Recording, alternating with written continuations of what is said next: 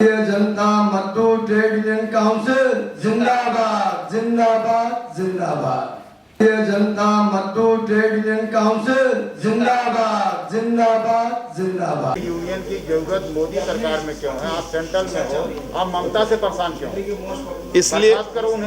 इसलिए कि किसी भी सरकार को बर्खास्त करना हमारे पार्टी का सिद्धांत में नहीं है। जितना जुल्म और अत्याचार हो रहा है, हम कानून के सहारे लड़ना चाहते हैं, हम लड़ भी रहे हैं, हम आंदोलन भी कर रहे हैं। अगर मोदी जी चाहते या मोदी जी की पार्टी या भारतीय जनता पार्टी का कहीं भी इतिहास नहीं रहा है कि हम किसी को भी हटा कर वहाँ राष्ट्रपति शासन लगा दें। हालांकि जुल्म और अत्याचार बहुत है, लेकिन हम कानूनी कोर्ट में गए, वहाँ CBI इंक्वायरी चल रही है, वहाँ सेट का गठन हुआ है। इसलिए अब रही बात रोने की बात, आप बोले ट्रेड यूनियन की बात। ट्रेड यूनियन एक आदमी 55 साल सरकार चलाया और एक आदमी 7 साल से सरकार चला रहा। 55 साल में एक भी लेबर कानून बदला नहीं, आप ख्याल कीजिएगा, और 7 साल में इन्होंने लेबर कानून को लाया। लेकिन चूंकि क्या है कि हमारा देश इतना बड़ा है कि नीचे में जब हम जाते हैं और जो इम्प्लीमेंट जहां हमको कराना चाहिए वो सरकार अगर हमारे साथ नहीं है तो हमको इम्प्लीमेंट में परेशानी होती है।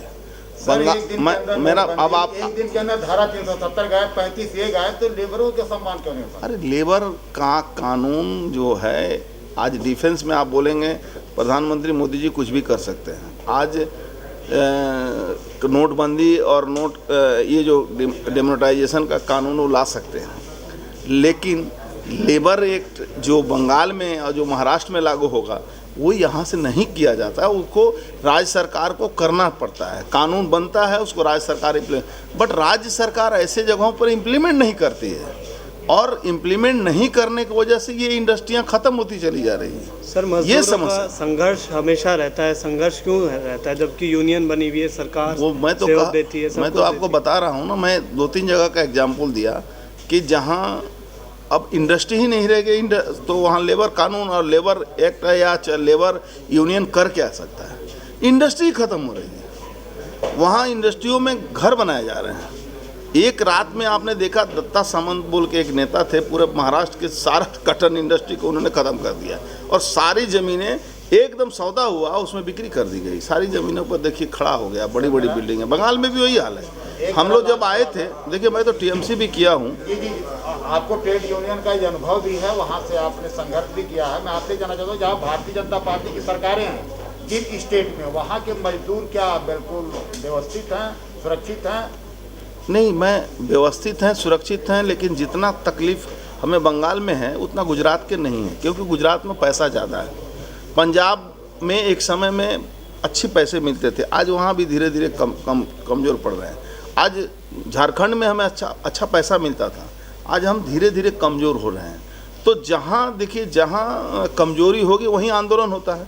बंगाल में कमज़ोरी में है, आंदोलन करने जा रहे हैं, पुलिस का गोली खाना पड़ता है। देखिए, वैसे पहली बात तो जो अर्जुन सिंह जी इतनी सारी बातें कह गए हैं तो कहने को कुछ बचता नहीं है, मगर फिर भी कुछ बातें दिल्ली प्रदेश अध्यक्ष होने के नाते मुझे रखनी चाहिए।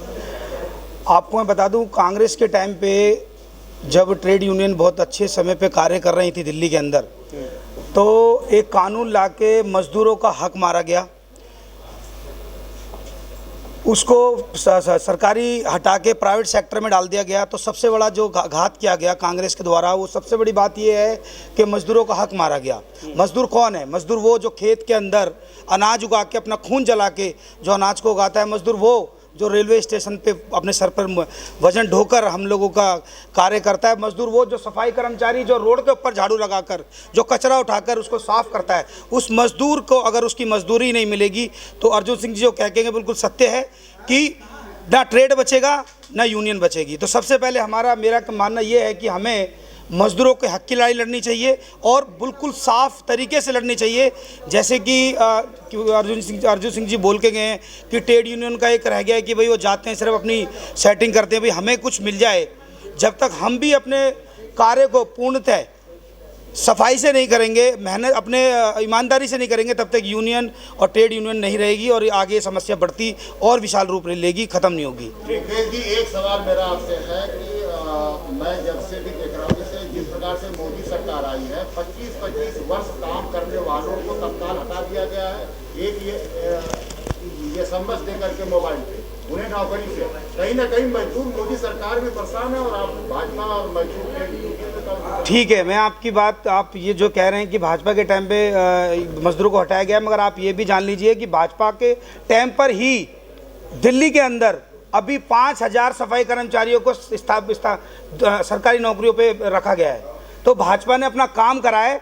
ये तो आपको पर्सन कांग्रेस के लीडरों से पूछना चाहिए कि उन्होंने 15 साल कांग्रेस के अंदर या रहने के बावजूद क्या कार्य किया। तो भाजपा ने कार्य किया, नौकरी दी लोगों को। भाजपा अपना कार्य कर रही है।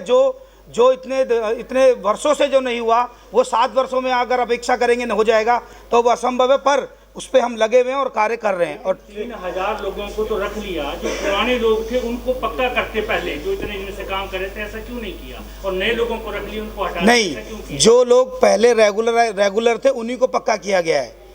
ये लोग नहीं रखे गए। नहीं, नए तो जो हैं वो तो चल ही रहे हैं, मगर जो पहले जो थे उनको पक्का किया गया एमसीडी के अंदर। मेरा नाम संगीता मल्लिक है। संगीता जी, आज प्रेस कॉन्फ्रेंस की किन मुद्दों को लेके कि क्या मैसेज आप देना चाहते हैं? मैं ये मुद्दा उठाना चाहती हूँ जो हमारे संगठित और असंगठित ऑर्गेनाइज या अनऑर्गेनाइज जो श्रमिक भाई लोग बहन लोग हैं, उन लोगों के हक से हम लोग लड़ना चाहते हैं। उन लोगों का कभी कभी क्या होता है, ठीक से वेतन नहीं मिलते हैं, ठीक से छुट्टी नहीं मिलते हैं, उनके साथ अन्याय होता है, उनको बोनस नहीं दिया नहीं जाता है। उन लोगों के साथ हम खड़े हैं और अगले दिन उन लोगों के लिए हम लड़ेंगे। और हमारे सब श्रमिक लोगों के लिए, जो श्रमिक लोगों को जो हम उनके लिए जो प्रॉफिट दे सकते हैं, उनके लिए कुछ काम कर सकते हैं, तो हमारी संगठन उसमें बहुत खुशी मिलेगी। मैं काक्षी रावल हूँ, संगठन के ट्रेजर की पोजीशन को लेकर चल रही हूँ। संगठन का जो आज का मुद्दा है ये है, मजदूर जो है ऑर्गेनाइज और अनऑर्गेनाइज सेक्टर में जो काम कर रहे हैं उनके लिए हमारी गवर्नमेंट ने काफ़ी सारी योजनाएं बना रखी है। योजनाएं बनने के बावजूद मजदूर को उसके बारे में पता नहीं है। संगठन की पूरी कोशिश है हर योजना का, हर स्कीम का फ़ायदा मजदूर तक जाए, उनकी ज़िंदगी, रोज़मर्रा की ज़िंदगी में जो उनके हक़ है उनको मिले। हमारा मेन मुद्दा ये रहेगा कि मजदूर का विकास और हम सबका साथ, और आप सबके प्रयास से उनके पास उनका सारी करेंगे उनको, जैसे आपने बताया कि जो सरकारों ने फैसिलिटी मजदूरों के लिए, उनको कैसे जागरूक करेंगे? हमारे स्टेट के हर हेड अपने स्टेट के सारे मजदूरों को इकट्ठा करके रजिस्टर करेंगे। उनको उनकी हद की सारी बातों की जानकारी दी जाएगी और टाइम टू टाइम हम सरकार के पास अपनी अपडेट्स लेकर जाएंगे। इस तरह से मिलजुल कर ये काम होगा। नहीं, ये हम ऑल इंडिया में रहे। अभी भी प्रेस कॉन्फ्रेंस में सारे स्टेट के लोग आए हुए हैं। हर स्टेट का अपना अपना प्रतिनिधि बना हुआ है और वो अपने स्टेट के मजदूरों के साथ जुड़कर ये काम करेगा। काउंसिल का 4th एनुअल जनरल मीटिंग है। ये मीटिंग में जितना मीडिया, जितना MP जी, मिनिस्टर जी और अलग अलग स्टेट से कार्यकर्ता आया हूँ, सारे कार्यकर्ता को स्वागत करता हूँ हम। तो मैं बंगाल से ये ट्रेड यूनियन का लीडरशिप कर रहा हूँ। मैं बंगाल हूँ, हिंदी लैंग्वेज ज़्यादा नहीं समझता है, आता है। प्रेस कॉन्फ्रेंस की इसका मेन उद्देश्य क्या है वो बताइए। क्या मुख्य उद्देश्य क्या मेन उद्देश्य होता है, ये ट्रेड यूनियन काम एक ही है।